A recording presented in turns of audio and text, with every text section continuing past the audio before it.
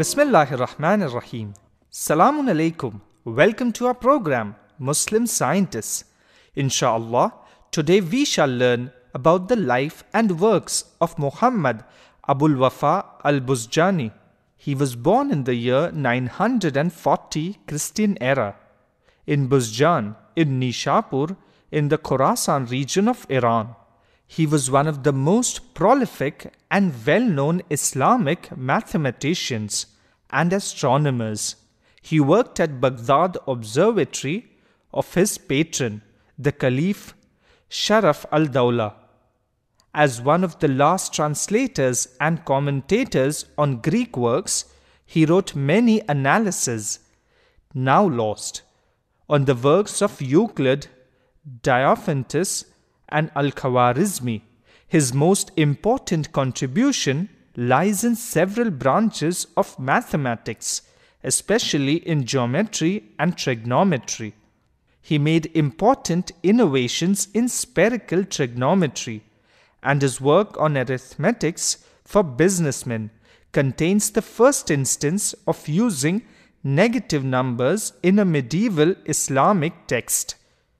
His Almagest was widely read by medieval Arabic astronomers in the centuries after his death.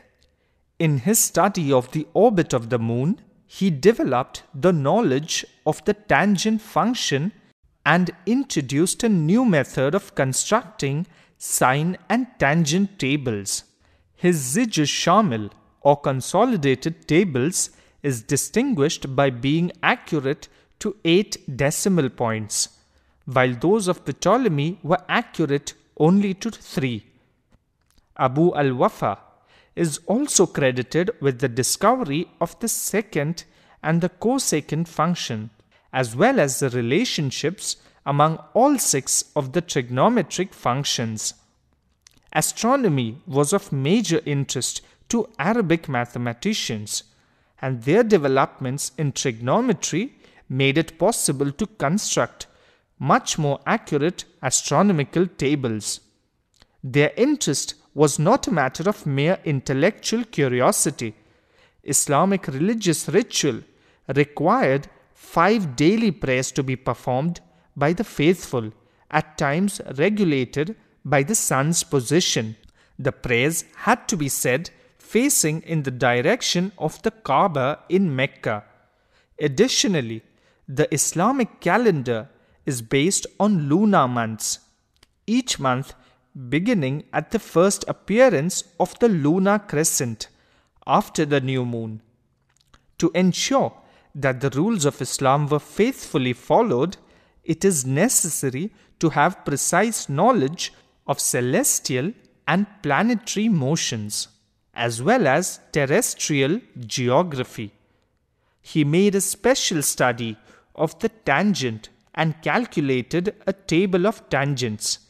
He introduced the secant and cosecant for the first time. He knew the relation between the trigonometric lines, which are now used to define them, and undertook extensive studies on conics. He was the first to build a wall quadrant to observe the sky. His use of tangent helped to solve problems involving right-angled spherical triangles, and developed a new technique to calculate the sine tables, allowing him to construct more accurate tables than his predecessors.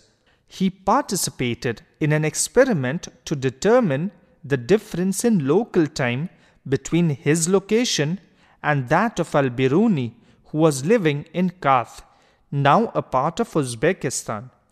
The result was very close to present-day calculations, showing him a difference of approximately 1 hour between the two longitudes.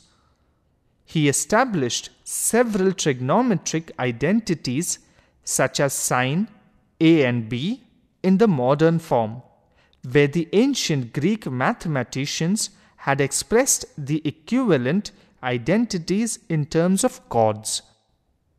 He also discovered the law of sines for spherical triangles. A upon sine A is equal to B upon sine B. is equal to C upon sine C, where A, B, C are the sides and A, B, C are the opposing angles. Abul Wafa also wrote a complete textbook on astronomy from a mathematical point of view with explicit solutions. He was the author of the book on what is necessary from the science of arithmetic for scribes and businessmen, and a book on those geometric constructions which are necessary for craftsmen.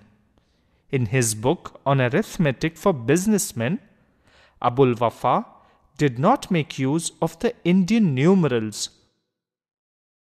All numbers were written in words and all calculations were done mentally.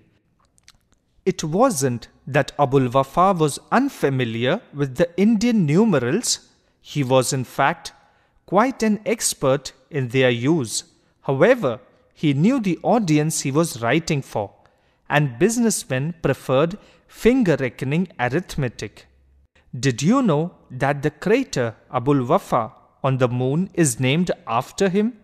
Well, today hardly any of us know about the contributions of such great Muslim scientists. May Allah subhanahu wa ta'ala inspire us in gaining knowledge and helping humanity through it. I hope you enjoyed our humble presentation as much as we did. Don't forget to send us your feedback on winislam@gmail.com. Until I meet you with another episode of Muslim Scientists, Khuda Hafiz and keep watching Channel Win.